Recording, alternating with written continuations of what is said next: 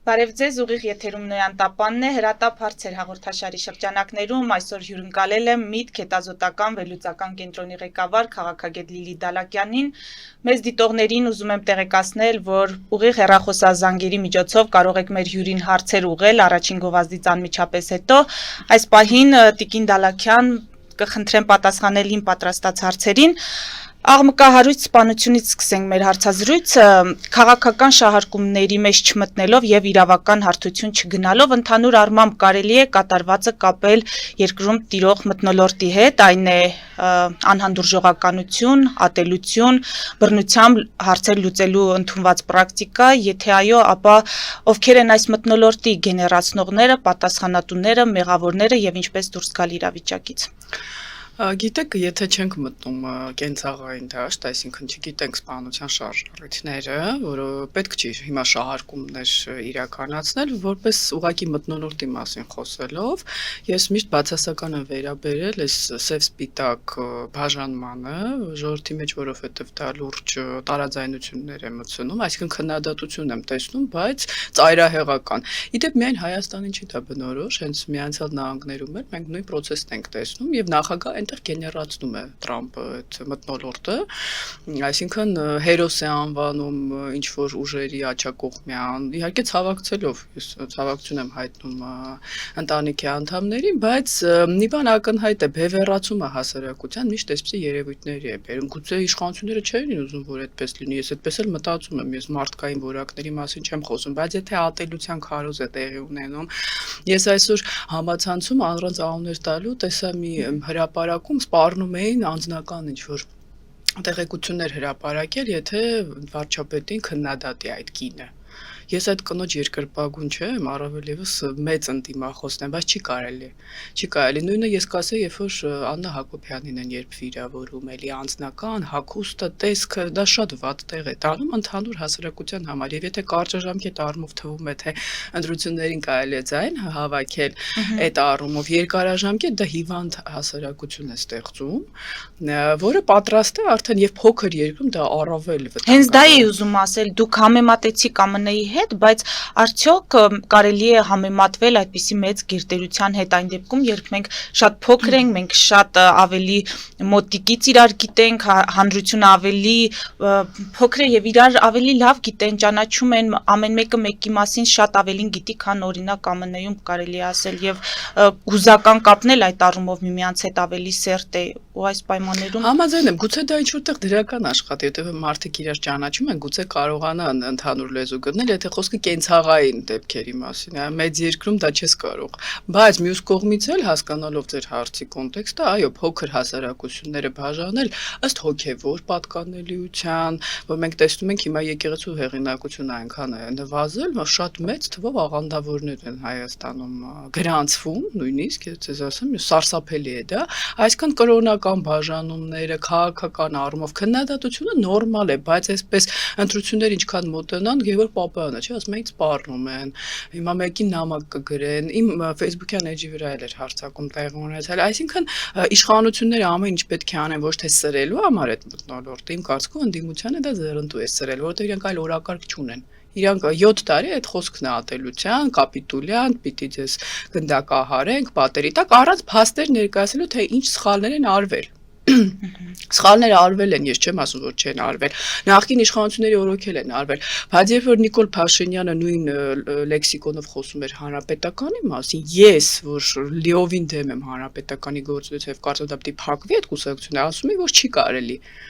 չի կարելի, իհարկե հանրային այդքան չէի խոսում այդ ժամանակ։ Հիմա նույնը Նիկոլ Փաշինյանի հանդեպ, այն օրը տեսնում եմ գեներալներից նախկին մեկը ասում է մենք կգանք իշխանության, դուք կտեսնեք ձեր հետ ինչ կլինի։ Հիմա դա այլ հակազդեցություն էլ է, չէ՞ ծնելու։ Հիմա մենք ինչ անենք, ասենք, երբ որ դուք գաք, մենք ձեզ կսպանենք կամ նույն Բագրատ Գալստանյանի տրամաբանությունը կամ Աճապահյանի։ Ընդ որում այդ անձանց հետ կապված ասում են ահա Փաշինյանի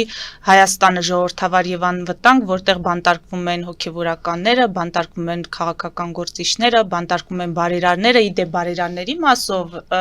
շատ նմանեցնում են հայաստանյան իշխանությունների քաղաքականությունը Ալիևյան ռեժիմի հետ, մատնանշելով, որ այնտեղ Ալիևն է մեծ բարերար Ռուբեն Վարդանյանին պահում բանտում, Հայաստանում էլ Նիկոլ Փաշինյանը Սամվել Կարապետյանին։ Ես Ռուբեն Վարդանյանի մասին Նավալնիի հրապարակումներից հետո նրան մեծ բարերար այդքան էլ չեմ համարում։ Ողջ արևմտյան կիսագունդը նրան բարերար չի համարում, որովհետև օֆշորների հիշում եք թեմաներ կար Վլադիմիր Պուտինի։ Սամվել Կարապետյանի հետ կապված էլ կասկածներ կա, նա մի քանի անգամ սև ցուցակներում է հայտնվել արևմուտքի, Ֆրանսիայում իր գույքը կալանքի տակ է գտնվում, հիմա դատական process-ներ են տեղի ունենում։ Գիտեք, բարերար չի նշանակում, որ ինչ որ տենց պայուսակներ բաժանեն, եկեղեցին, Հիսուս Քրիստոսի արձանը, բա միջև այդ ինչ է, կամ այդ ինչ գումարներ են։ Իսկ եթե բարերարը ողջունելի է։ Ինչ վերաբերում է նախկին իշխանությունների քննադատությանը, տեսեք, հարմար ինչու են իրանք Նիկոլ Փաշինյանին, որովհետև Փաշինյանը էլի հաղթող է դուրս գալիս այս դիսկուրսում, բա ձեր իշխանության տայնեն քանի սպանություն է տեղի ունեցել, բարձրաստիճան նախարարների, պաշտոնյաների, Լևոն Տեր-Պետրոսյանի կառավարության մեջ, ասենք դուք հիշում եք ինչ էր տեղի ունենում։ Նույնը Ռոբերտ Քոչարյանի կամ ասենք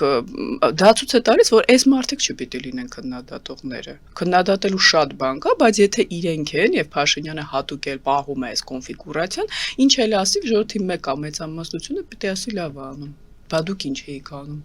Տիկին Դալաքյան, եթե այս մթնոլորտի հետ կապված հարցը ամփոփենք, ստացվում է իրավիճակը, այո, դուք համաձայն եք, որ այդպիսին է, մթնոլորտը իսկապես վատն է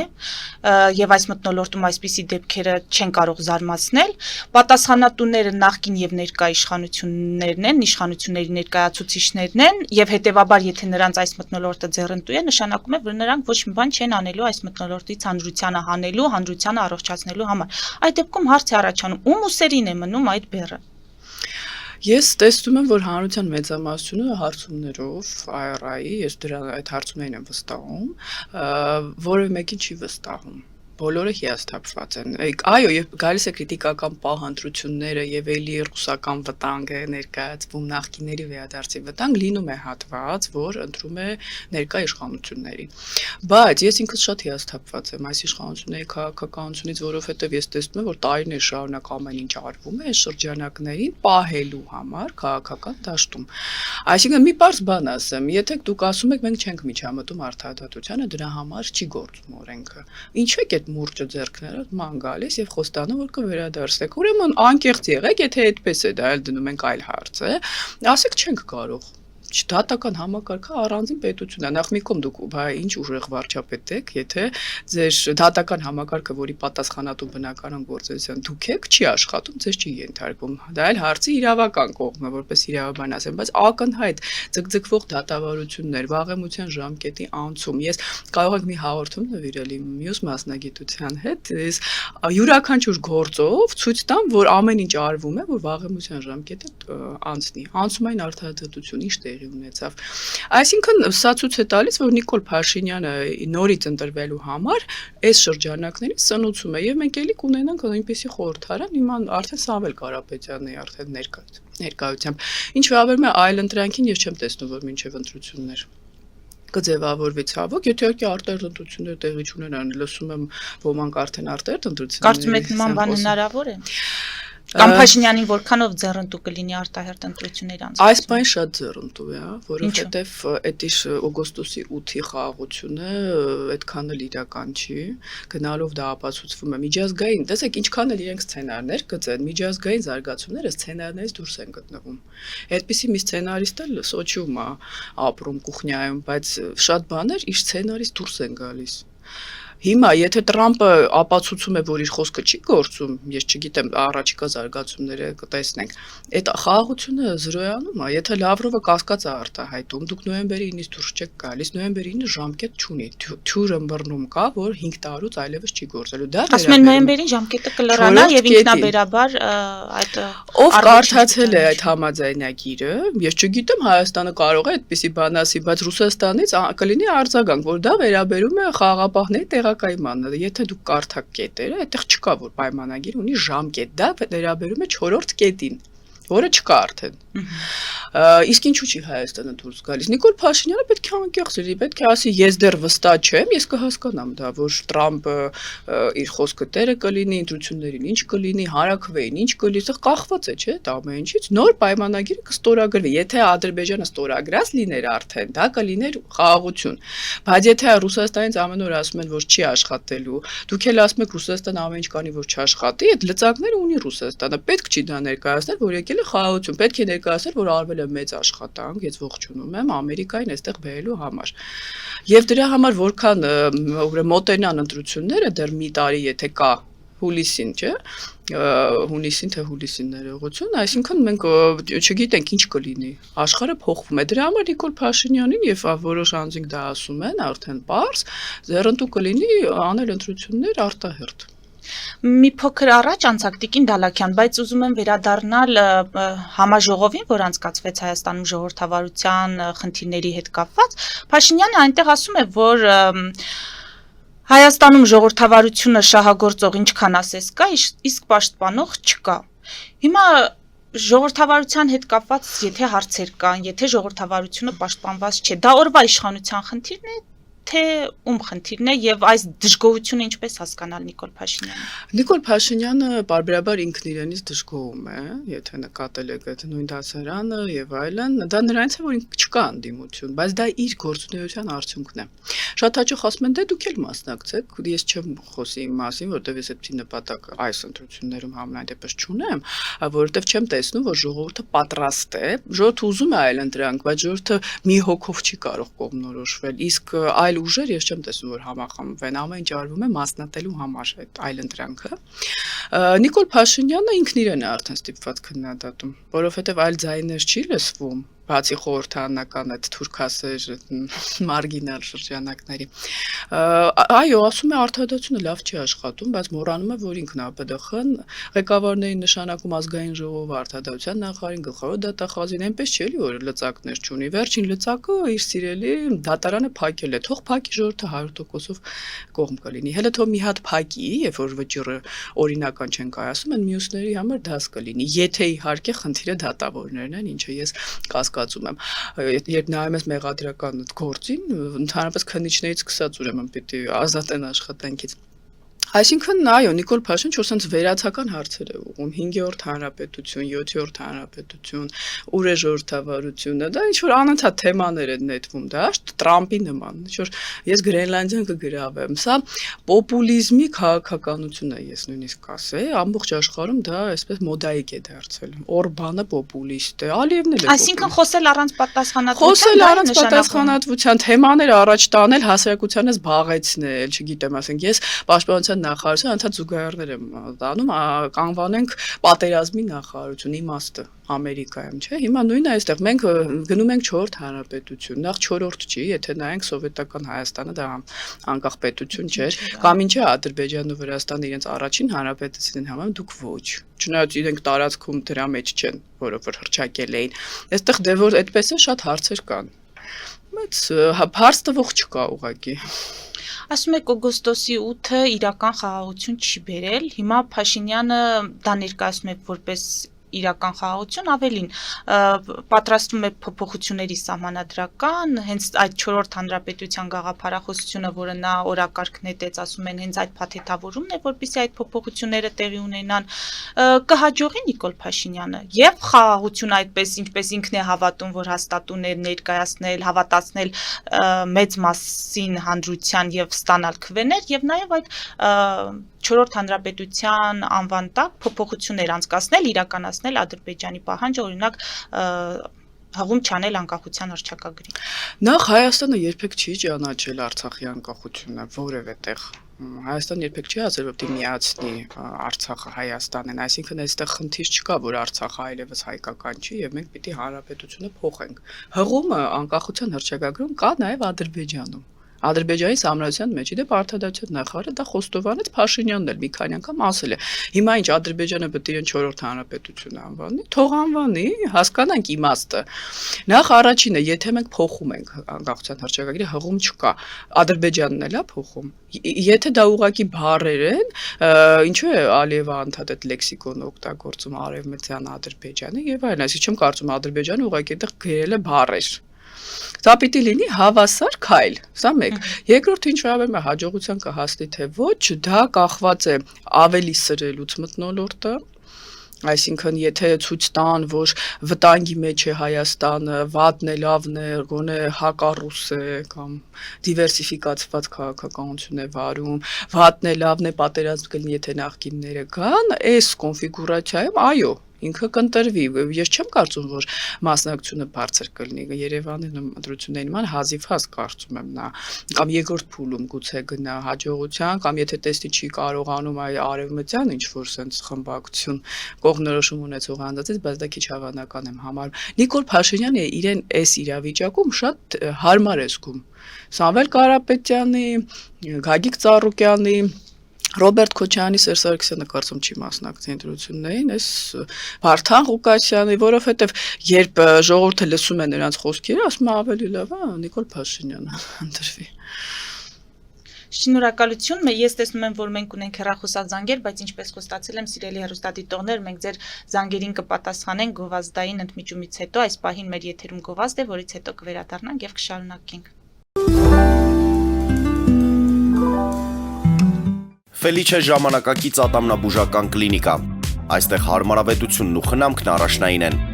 Այստեղ կիրառվում են ատամնաբուժական ամենաժամանակակից տեխնոլոգիաներ, ճշգրիտ ախտորոշում, արդյունավետ բուժում, նուրբ փորձառություն եւ անհատական մոտեցում։ Սկսած սովորական մանրուքներից մինչև առաջադեմ ընթացակարգեր, այստեղ դուք գտնվում եք բարձր որակավորում ունեցող եւ փորձառու ատամնաբուժական մասնագետների ձեռքերում։ Մեր բարեկամական եւ հյուրընկալ անձնակազմն այստեղ է յուրաքանչյուր այցը հաճելի դարձնելու համար։ Ֆելիչե, ձեր առողջ եւ ամենաերջանիկ շպիտը սկսվում է այստեղից։ Եկեք եւ բացահայտեք նորարարության փորձագիտության եւ կարեկցանքի կատարյալ համադրությունը։ Երևան շիփինգ, սենսացիա ստեղ, հա։ Այո, ճիշտ եք եկել։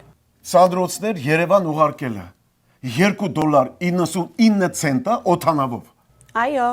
Իսկ եթե դոլար ուղարկես, դոլար ստանան։ այո, Իսկ որ տանեն տուն հասցնեն, էլի մի տոկոս, հա։ 2%։ Երասը ծրի է, էլի։ Ժողովուրդ սենսացիա, ծրի է։ Նորթ Հոլիվուդ Գլենդել։ Ջաքփաթ հագուստի խանութը երկրորդ մասնաճյուղն է բացել Գլենդելի սրտում, որտեղ կարող եք ձեռք բերել եվրոպական եւ ամերիկյան ընտիր հագուստեղեն, կոշկեղեն, աքսեսուարներ, պայուսակներ ամենահարմար արժեքներով։ Նաեւ կարող եք ցանկացած ապրանք պատվիրել եւ ձեռք բերել կարճ ժամանակում։ Ջաքփաթի Գլենդելի հասցեն է 1135 North Pacific Avenue, հեռախոս 818 813 2252։ Ջաքփաթ հագուստի լավագույն կենտրոնը Գլենդելում։ 60-ից ավելի ճանաչված եվրոպական բրենդների ինքնատիպ, չկրկնվող եւ մատչելի ընտրանին Fortuna Home and Country House խանութ սրահում։ Նորավոճ սպասք եւ կահույք հորեկա բնագավառի համար, տեքստիլ տնտեսական ապրանքներ, ամեն ինչ գեղեցիկ կյանքի համար։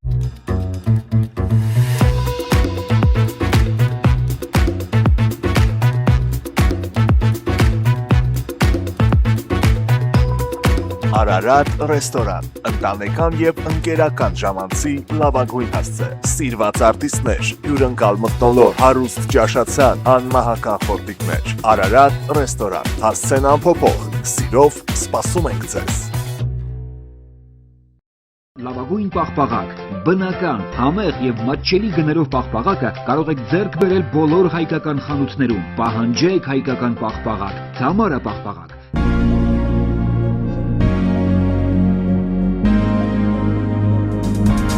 Տպագրեք ձեր գիրքը նոյանտապան տպագրատանը, ինչպես նաև թերթեր, ամսագրեր, բուկլետներ եւ այլն։ Հասցեն քաղաք Երևան, Իսահակյան 28 առաջին հարկ։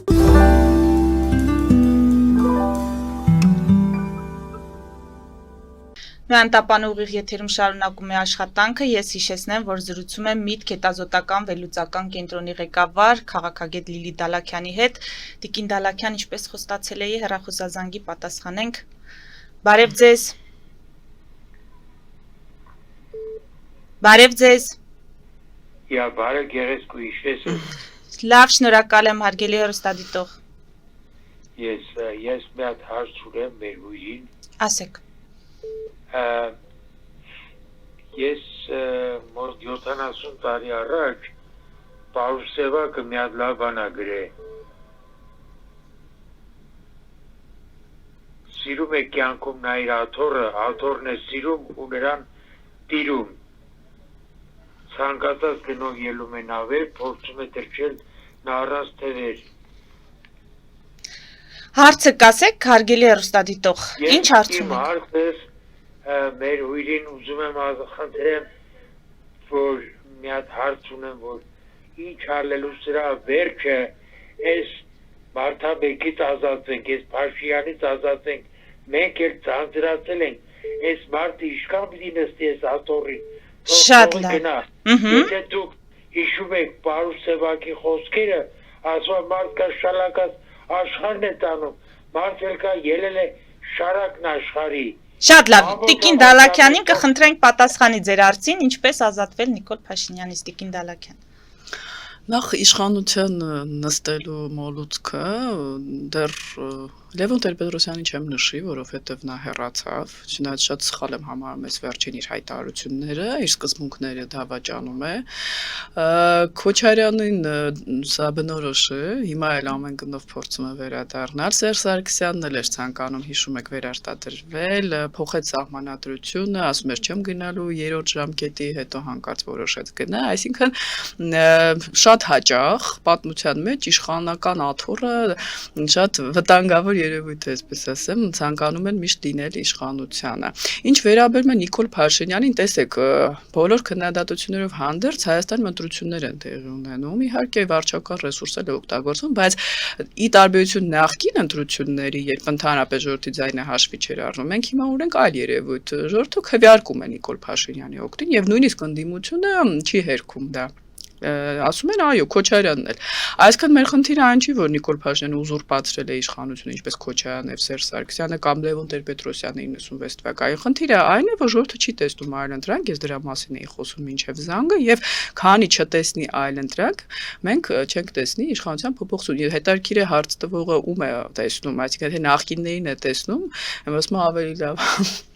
ներկա իշխանությունները դա տրամաբանությունն է հայ հասարակության մեծամասնության, իբրև նաև Սփյուռքում։ Այն, որ եթե կան նախկին իշխանություններ Նիկոլ Փաշինյանը խնդիր չունի նորից ընտրվելու ժողովրդավարական ճանապարհով, ես դրան վստահ եմ։ Վտանգ չկա, որ Նիկոլ Փաշինյանը կարող է կեղծել ընտրություններ, հաշվի առնելով, որ իր ռեյտինգը այդքան իջել է, խնդիրներ կան։ Հիմա նախ դժվար է, սա այն Հայաստանը չի, արդեն տեխնոլոգիաներ կան, նկարելու հնարավորություններ, այն ժամանակ ամեն ինչ փակ էր։ Հետո ժողովուրդը արդեն սովորել է ժողովրդավարության, այսինքն շատ դժվար է նորից մարդկանց վախեցնել 5000 դրամ տալ, ասել գնա ինձ ընտրի։ Դա դժվար է։ Այլ հարց է, որ Նիկոլ Փաշինյանը տարբեր մեթոդներ է կիրառում, ինֆորմացիոն, պոակ ունի, ես տեղյակ եմ, բոլորն են դրա մասին խոսում, որոնք իրենք աջակցում են, այդ տեսանելիությունն է ստեղծում, որ նա ունի մեծ հեղինակություն։ Ուզում եմ կրկնել, իմ խնդիրը ուղղակի Փաշինյանի քննադատությունը չի։ Ես հիասթափված եմ, որ Նիկոլ Փաշինյանը անդադ քաղաքական օրակարգը պահում է նախկին ներկա համատեքստում։ Շատ լավ, զանգուկի պատասխանենք Տիկին Դալաքյան։ Բարև ձեզ։ Ալո։ Բարև ձեզ, հարգելի հեռուստադիտող։ Բարև ձեզ Տիկին Զախարյան, բարև ձեզ Տիկին Դալաքյան, ողջունում ձեզ հեռուստաընկերներից։ Նախ միշտ հարցս մեկ դիտարկում սա կարևոր է Հայաստանի ապագայի համար։ Ես հետևել եմ ձեր հաղորդումներին Տիկին Դալաքյան, իհարկե համաձայն եմ ձեր արևմտամետ կողմնորոշմանը, բայց դուք այսօր նշեցիք, որ Հայաստանում մեծացել է աղանդավորների թիվը, նշեմ, որ ձեր հաղորդումներում նաև հիշեցվել է ձեզ, որ նման խոսույթը, հատկապես աղանդավոր եզրույթը հարգելի չի ընկալվում արևմտյան կամ քաղաքակիրթ աշխարհում։ Աղանդավորները չկան, կան կրոնական փոքրամասնություններ, այո, իհարկե։ Այո, եւ նրանք պարզապես հիշեցնեմ ձեր հայրենակիցներն են եւ պաշտպանված են ձեր սահմանությամբ եթե մենք ցանկանում ենք որ քաղաքագիտ աշխարհը մեծ պաշտպանի նման խոսեցից պետք է խուսափել եւ եթե իհարկե ցանկանում եք որ արևմուտքը ձեր շարժմանը կամ ձեր նման այդ շարժումներին աջակցի ապա արժի նման խոսեցից խուսափել բայց իմ հարցը հենց այդ մասին է ձեր դերի եւ ձեր շարժման սա պարզապես դիտարկում էր դուք միտք կենտրոնում ունեք ոմանք դա ասել են շարժում օրինակ Գագիկ Սաֆարյանը ձեր գործընկեր նոյն տապանի եթերում ասել է դա շարժում է ինչևէ ըստ հարցումների Հայաստանի 60%-ը այլընտրանք է ուզում 49%-ը ուզում է Եվրոմիություն այսօր դուք ասացիք որ դուք ձեզ չեք տեսնում կամ չեք ուզում մասնակցել կուզենայի իմանալ ինչն է խնդիրը ինչու դուք չեք կարող այդ 60 կամ 49%-ին առաջնորդել կամ մասնակցել կամ տանել որպեսզի լինի փոփոխություն Հայաստանում ըստ արևմտամետ արժեքների կամ եվրոպական կամ քաղաքական Շնորհակալություն Ամենայն հարգանքով ձեր տեսակետի հանդեպ արևմտյան աշխարհ հիմա գոյություն չունի միասնական մենք տեսնում ենք որ Տրամպի ընտրությունը կապված է հենց այդ քրիստոնեական արժեքները ավանդական արժեքները առաջ տանելու հետ եւ իմ կարծիքով Բայդենի քաղաքականության տապալումը կապված էր այդ նոր մշակույթի ոգ մշակույթի ձևավորման հետ որ մարդիկ ուղղակի հոգնել էին դա միայն կրոնական ազատություններին չի վերաբերում սեռական այդ փոքրամասնությունների տրանսգենդերների իրավունքներին եւ այլն։ Ես երբ ասում եմ աղանդավոր, ես նկատի չունեմ հայ առաքելական եկեղեցու դավանանքից տարբեր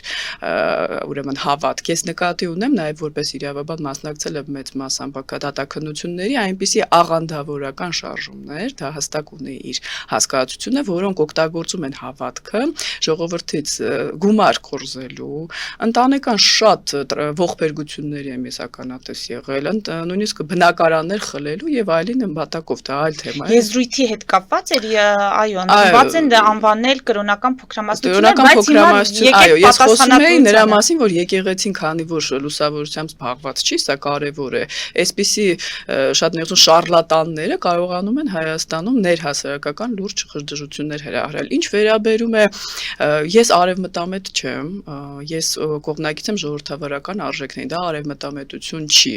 ճապոնյան արևմուտքում չի, արևմտամետ չի եւ շատ հաճախ ես կարող եմ ասել, որ շրջանակներ կան, որոնք իրենց արևմտամետ են ներկայացնում, բայց մեծ կասկածներ կա, որ իրենք ընդհանրապես արևմտամետ չեն։ Շնորհակալ եմ, որ ինձ այդպիսի դեր եք առաջարկում այլընտրանք ձևավորելու, բայց ես միշտ անկեղծ եմ եղել։ Ես տեսնում եմ, որ ապագա մոտալուտ ընտրություններին ժողովուրդը դեռ գնալու է նախկին ներկա այս կոնֆիգուրացիայով։ Այո, հոգնել են, բայց նախ ես չկարողացա ձևավորել, չտեսա այն շրջանակը, որը կմիավորվի, ցավալիորեն առանց անուններ տալու Հայաստանում յուրաքանչյուրը Նիկոլ Փաշինյանը ասում է վարչապետ, ունի իր պահանջները, միավորվելը շատ դժվար է։ Ես ասեմ, ես փորձեր արել եմ եւ ով ինձ լսում է, կվերահաստատի այդ շրջանակներից։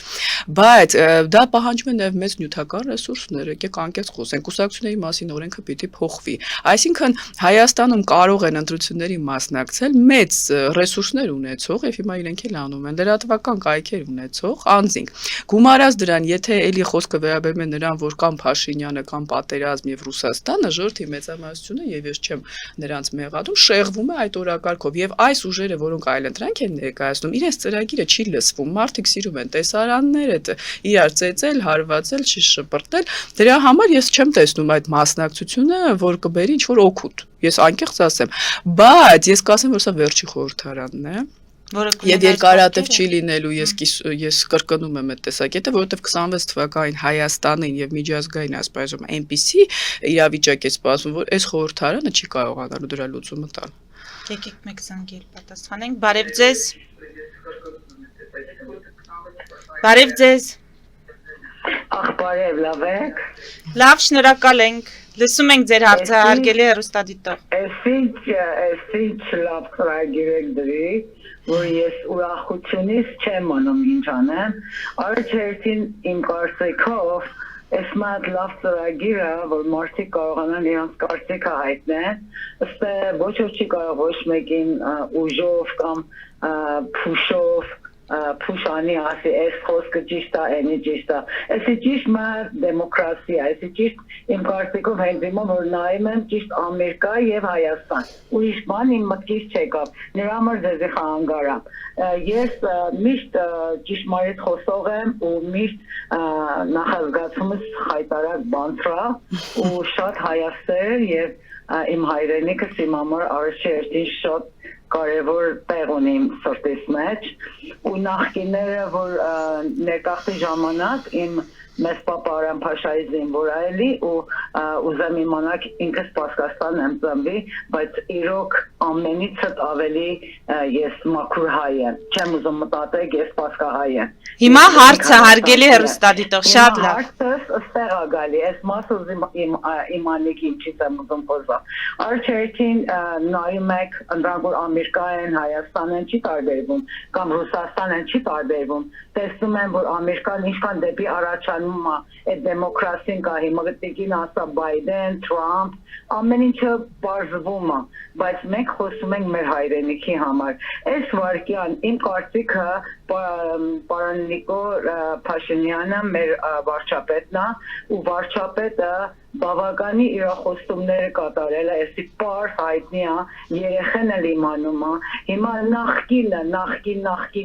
են անում, այդ նախկինը պետք է հետ գա, ախե ինչի համար պետք է հետ գա, ես չեմ հասկանում, երկիրը պետք է դեպի առաջանա, եթե նախկինները կային հերեն հայությունը Հայաստանից փախել են եկել են Ամերիկա, որտեղ լավ կյանք չունեն, գործ չունեն, հետո նախկինները դեռ չեն քաշում այդ Հայաստանից, դեռ քաշում են նոտար երկիրի համար մտածել, մեր հայրենիքը այնտեղ լավ ապրում է, խնդրում եմ ձեր ոտը հետ քաշեք, քիչ խառնվեք, ամեն ինչ լավ կելի,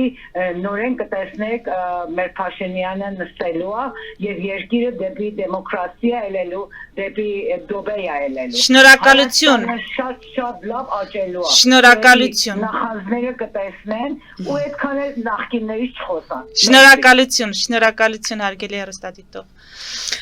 Նախ նախկիններից խոսում է Նիկոլ Փաշինյանը եւ ես իմ երեկվա հարցազրույցում նշել եմ, որ նա չպիտի ընդհանրապես խոսի իրենց թեմայով, երբ խոսում է նշանակում է ինքնաբերում իրենց օրակարգ։ Հաջորդը խոստումները ես չեմ տեսել, որ Նիկոլ Փաշինյանը կատարել է, որ խոստումն է կատարել։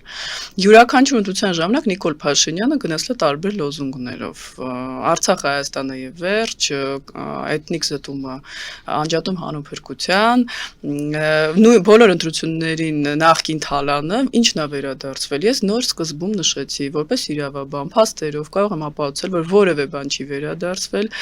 ավելին այդ անձանց այդ տենդերներ են շահում, նրանց գույքերը ավելանում են։ Միքայել Մինասյանի նկատմամբ Ինտերպոլի հետախուզումը դադարեցվել է։ Ես չգիտեմ նախանձից ով ինչ է խոսում։ Ես խնդիր չունեմ իմ տեսակետը ասելու եւ ապացուցելու։ Եթե կարող եք փաստերով հակադրվել, խնդրեմ, բայց այն որ նախկիններին ուրեմն Նիկոլ Փաշինյանն է բամ քաղաքական օրակարգում Հայաստանում որևէ մեկի համար դա արդեն զարմանալի է։ Շնորհակալություն, զանգ ունենք։ Բարև ձեզ։ Բարև ձեզ հարգելի հեռուստադիտող։ Այո, բարև ձեզ։ Լսում ենք ձեզ։ Նորավոր։ Հեռուստացույցի ձայնը որ խնդրենք մի փոքր կիչեցնեք։ Այո։ Որ մեզ լսեք։ Հիմա ես մի երկու բան եմ ուզում ասեմ, ես միշտ այդ հաղորդումները դիտում եմ, նայում եմ, շատ գոհ եմ, ուզում եմ մի երկու ակնարկ անել Փաշինյանից, երբ որ Փաշինյանը եկավ,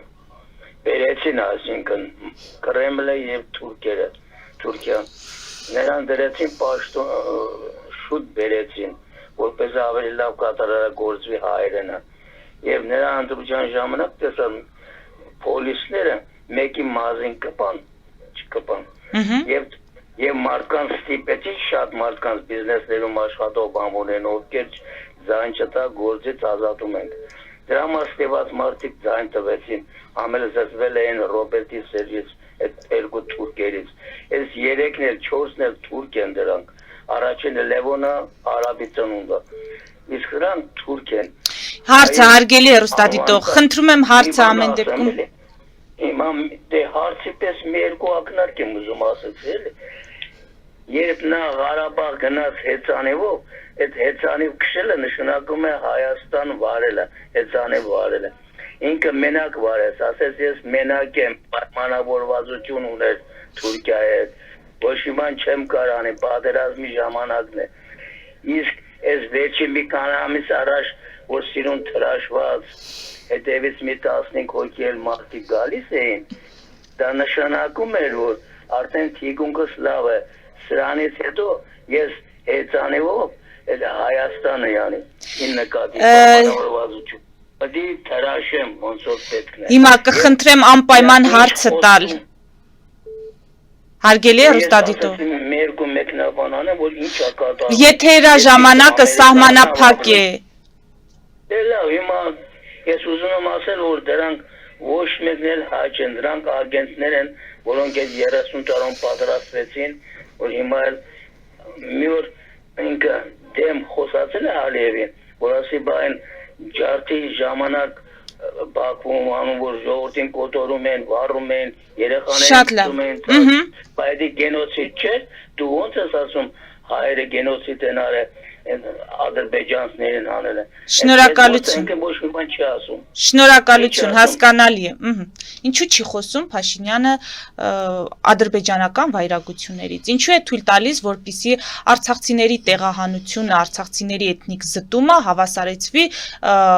ավելի վաղ 25 եւ ավելի տարի առաջ տեղի ունեցած իրադարձությունների հետ, ինչու չի հիշատակում։ Հարցը ըստ էության դա է։ Նախ ավելի վաղ տեղի ունեցած իրադարձությունները իդեպ ադրբեջանական կողմի շատ հրապարակումներով ցույց է տալիս, որ դա հայկական կողմը չի արել։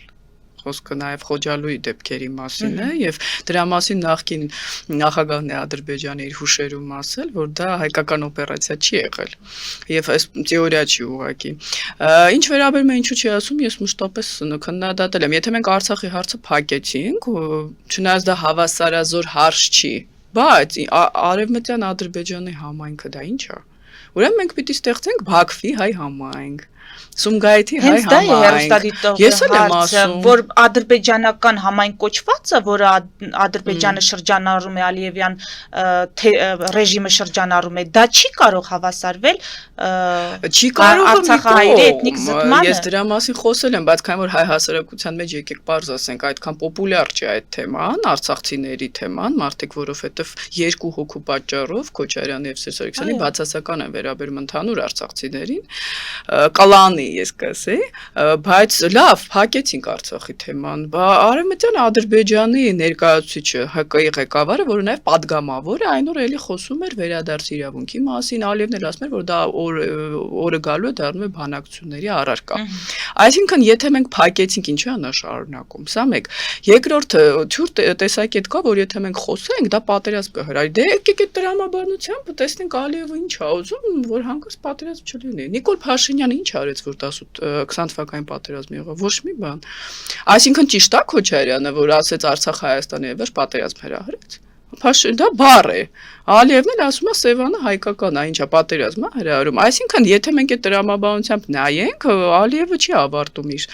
խոսքերը Հայաստանի նկրտումները, Հայաստանի տարածքի վերաբերյալ, իդեպ Փաշինյանը մի քանի անգամ նշել է, որ Ադրբեջանը նկրտումներ ունի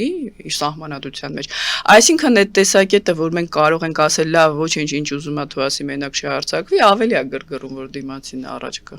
Հեռախոսազանգի պատասխանենք, ալո, բարև ձեզ։ Բարև ձեզ։ Լսում ենք ձեզ։ Բարելույս ես, այսինքն, ես ուզում եի Լիլիթի հետ խոսել, բայց ձեր անունն էլ եմ ուզում իմանամ, որտեղ հաճախ չեմ բանանում, խնդրում եմ ձեր անունը ասեք, շատ հաճելի հաղորդավար եք։ Էլիզա, շնորհակալ եմ։ Էլիզա ջան, դե արդեն Լիլիթին շատ լավ ճանաչում եմ, ես իրար շատ սիրում ու հարգում եմ։ Լիլիթը միակ կինն է, այսինքն կանանց մեջ, որ վերլուծական, որ շատ ինտելիգենտ, նորմալ, հաճելի կին է։ Լավ, կներեք, հիմա մի բան եմ ուզում հարցնեմ։ Դուք չեք ասի, այսինքն Փաշինյանը կարող է ինքը իրավասություն ունի որպես վարչապետ, որ ասենք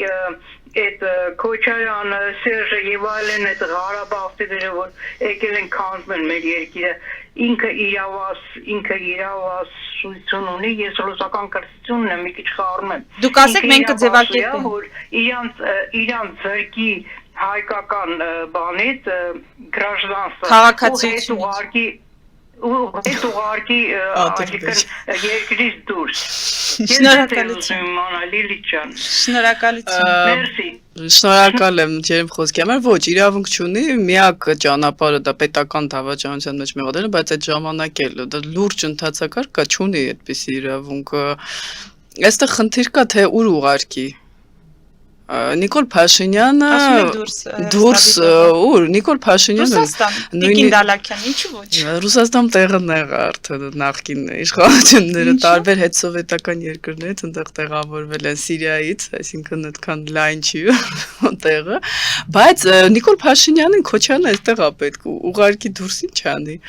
Քանի դեռ կա Ռոբերտ Քոչարյանը, կարելի է վախացնել այդ կերպարով եւ ասել, եթե ես չընտրվեմ, կգա Ռոբերտ Քոչարյանը։ Մենք քանի դեռ սա չենք ֆիքսում,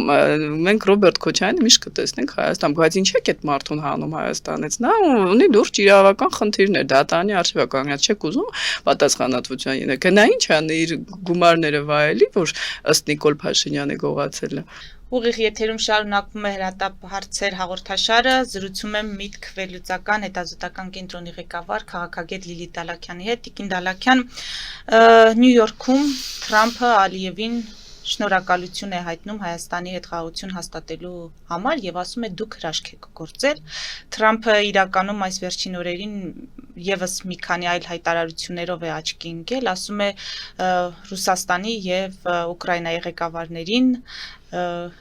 մաղթում եմ հաջողություն, փորձենք հասկանալ, ճիշտ է, Թրամփին դժվար է հասկանալ, Թրամփի հայտարարությունները հաճախ են մեկը մյուսին հակասում, բայց ամեն դեպքում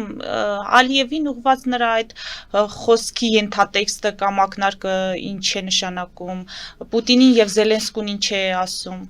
Տրամփի ողջ խոսքը, եթե լսում եք, գովազ, ինքնագովազդ էր։ Ես ավարտել եմ 7 պատերազմ, ես ամենալավն եմ, չգիտեմ, այսպես։ Արժանի եմ Նոբելյան մրցանակի։ Ցավալի բան եմ տեսնում ամերիկյան հասարակության համար եւ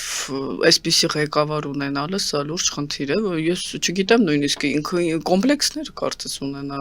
ամերիկայի ղեկավարը, այդ Նոբելյան մրցանակը ինչին է պետք է ուզում հասկանամ։ Դա մի մրցանակ է, որը միշտ ձախ ուժերին են տալիս, ինքը հաստատ չի ստանալու, դա Օբամա այդ լիբերալների կոմիտեն է։ Իդեպ Օբաման ստացավ ոչ մի բանի համար, առանց պատճառի։ Ինչ վերաբերում է Ադրբեջանին գովալու, նա մի տեսակետ ունի, ես անձնական լավ հարաբերություններ կունենամ եւ դիլ կանեմ, գործարք։ Բայց մենք տեսնում ենք, որ դա չի աշխատում, ոչ Հյուսիսային Կորեայի ղեկավարի հետ, ասում եմ շատ լավ հարաբերություն ունեմ, ոչ Նետանյահուի հետ, Նետանյահուն աչքերը փակել է մտել է Գազա, ոչ Պուտինի հետ աշխատում, շատ է սիրում, բայց ամեն օր ասում ես հիասթափվել եմ Ալիևին, ես չեմ տեսնում, ասել եմ, որ դա խաղաղության պայմանագիր չկա։ Ինչի համար է շնորհակալություն հայտնում։ Ինքը գիտի, որ Պուտինը ամեն ինչ կանի, ասեց Լավրովը ըստ էության, որ չգործի այդ պայմանագիրը, նա պատրաստ է Պուտինին հակադրվի։ Իմ վախը դրա մեջ է, քանի որ ճարտարապետը Պուտինն է նոյեմբերի 9-ի, ոչ թե Ալիևը։ Ես ուզում հասկանամ, եթե Պուտինը Տրամփի հետ հանդիպի կամ Տրամփին շանտաժ անի, Տրամփը էլի կմնա այս տարածաշրջանում, ինչ անվտանգության երաշխիքներ է տալիս այդ ճանապարհի համար։ Այստեղ լուրջ խնդիրներ կան եւ դրա համար ամեն օր գնալ շնորհակալ եմ Նիկոլ Փաշինյանին, սխալ ասել անունները, այդ սխալը դեռ մի կողմ երկրի ղեկավար է, տարիքով մեծ է, աշխարհում շատ երկրներ կան, կարող է մոռանա, ես դա այդքան լուրջ չեմ նայում, Ղրիմի տեղն էլ չգիտեր, ասեց օվկիանոսում Զելենսկու ներկայությամբ, բայց ինչ վերաբերում է Զելենսկուն հաջողություն մաղթելուն, տեսեք, թվում է թե փոխվել է դրական է խոսույթը, Ուկրաինային ասեց, քո տարածքները կարող ես հետ բերել, մի ամիս առաջ ասպես մոռացիր, որ դա կարող ես, դու քարտ չունես, դա միջուկային գերտերություն է, Պուտինը ճիշտ է անում, պատմականորեն Իրանա Դոնբասը պատկանում, Ուիտկոֆի հարցազրույցը խայտարակ հիշում եք հիմա, քանի որ ինքը տեսնում է, որ Պուտինը չի կարողանում գրավել Ուկրաինան, հիմա ավելի հարմար է գովել Ուկրաինային, տեսեք, ասեց շատ լավ ես կռվում, շարունակիր, ձեզ հաջողություն, սա ինչ է նշանակում, ես հեռանում եմ։ Դա չի նշանակում աջակցություն։ Դա նշանակում է հեռացա։ Ինչ աջակցություն։ Ինք ասում են, որ հարձակողական զենք է կարող է վաճառվի։ Քանի դեռ չկա, Ռուբիոն է բանակցելու, համենայնպես Լավրովի հետ խոսելուց հետո տեսնենք ինչ կլինի։ Ես չեմ կարող ասել, բայց վաճառում է զենք, չի տալիս ինչպես Բայդենը, վաճառք է դա։ Երկրորդը սանկցիաները Եվրոպային ասում է դուք հենց միանաք, մենք էլ կանենք, բայց Եվրոպայում կա երկու երկիր, որի վրա ինքը կարող է ազդել, որ Եվրոպան միանա չի ազդում։ Տեսնենք Օրբանին եւ Ֆիցոին, ես կարող է դրական լինի։ Բայց այս իր քայլերով, որ մեկ ասում է դրուժբային մի հարվածիր թող գազ գնեն Ռուսաստանից, մեկ ասում է ինչի եք գնում, ինձ մոտ տպավորությունն է, որ նա Եվրոպայի վրա բարդում է պատասխանատվությունը, դուք եք մեղավոր, Ռուսաստանին մի ֆինանսավորեք, ինքը սանկցիա չի կիրառում, որևէ լուրջ քայլ չի կիրառում Ռուսաստանի հանդեպ։ Ուկրաինային ասում է, ապրես շատ լավ ես կրվում, շարունակիր այդպես գնա ազատի քո հողը։ Բայց դա խնդիրներ Թրամփի համար չի առաջացնում հենց իր երկրի ներսում։ Աջակցությունը այդ իր քաղաքականությունը ոչ չաջակցելու Եվրոպայի վրա թողնելու այդ իհարկե առաջացնում է դրա համար նա փոխեց Զելենսկու հանդեպ իր խոսքը հիշում եք այդ սպիտակ տան հայտարարությունը Վենսի պահվածքը հիմա արդեն հարգում է ասում է մենք իրար շատ լավ հասկանում ենք հենց դա է պատճառը որ նա փոխել է ոչ թե ուղղակի այդպես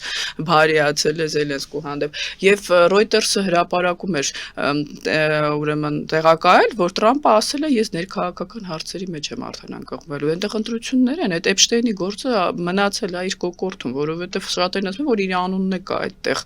Հիմա ամերիկյան հասարակությունը իրեն ձայն է տվել այդ մագային, հենց դրա համար, չէ, այդ սև ուժերը, ձախ ուժերը, Էփշտեյնի գործը հիմա պարզվում է ինքն էլ է դրա մեջ։ Այսինքն դա լուրջ խնդիր է Watergate-ից լուրջ, դա կարող է impeachment-ի առարկա դառնալ։ Կարող է ինքը պարտվի միջանկյալ ընտրությունում կոնգրեսը կորցնի, բոլոր հարցումներով ցածր է հեղինակությունը։ Հիմա նա ամեն ինչ պիտի անի հասարակությանը բևեռացնելու համար, ինչ որ տեղի է ունենում։ Կիրկի սպանությունից հետո, այսինքն Տրամպը հիմա այնքան գլխացավանք ունի, որ նա բոլորին ասում է դուք ինչ անում եք արեք, ապրես Ալիև, Փաշինյան։ Բայց դա չի արձակի Ալիևի ձեռքերը տիկին դալակ։ Այ դա է, ես դրա համար եմ այս օգոստոսի 8-ի հանդեպ կասկածով լցված։ Նախ Պուտինի ձեռքերը կարձակի։ Եկեք ասենք Ալիևը առանց իր երկու եղբայրների Թուրքիային դեռ դնում է մի կողմ, որովհետև Թուրքիան փորձում է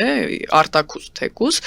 ավելի կոնստրուկտիվ Երևան արևմուտք։ Այդ Ռուսաստան արևմուտք հարաբերությունները ինչքան սրվեն, Պուտինը առավել շատ է ուզելու այստեղ հրահրել ինչ-որ իրավիճակ, որ իր ուզածը կատարվի, իր ուզածը նոյեմբերի 9-ն է։ 9-րդ կետն է։ 9-րդ կետն է, որը ժամկետ չունի։ Հայաստանը մի տարբերակ ունի, մի դուրս գա այդ պայմանագրից։ Իսկ եթե Նիկոլ Փաշինյանը կասկածում է օգոստոսի 8-ին, թող պարզ ասի, որ կասկածում է, չեմ ուզում նոյեմբերի 9-ից ինչ-որ կա դուրս գամ, սա կլինի անկեղծ։ Բացի այդ կարող է Ալիևն ու Պուտինը, ինչպես նախկինում Հայաստանին մեղադրեն պարտավորություններ չկատարման համար։ Դու կետես ստորագրել նոյեմբերի 9-ի պիտի կատարես։ Դրա համար Հայաստանը իրավական առումով պետք է վերացնի այդ համաձայնագիրը։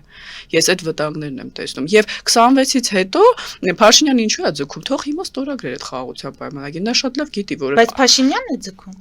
Ալիևն է ձգում։ Անկախության հռչակագիրը խնդիր չի, այդպես որ նայենք Ադրբեջանի սահմանադրությունն էլ է խնդիր։ Նա անընդհատ ժամկետ է շահում հասկանալու համար միջազգային ասպարեզում Տրամպը կտանի իր խոսքը առաջ, թե Սին եւ Վլադիմիր Պուտինը։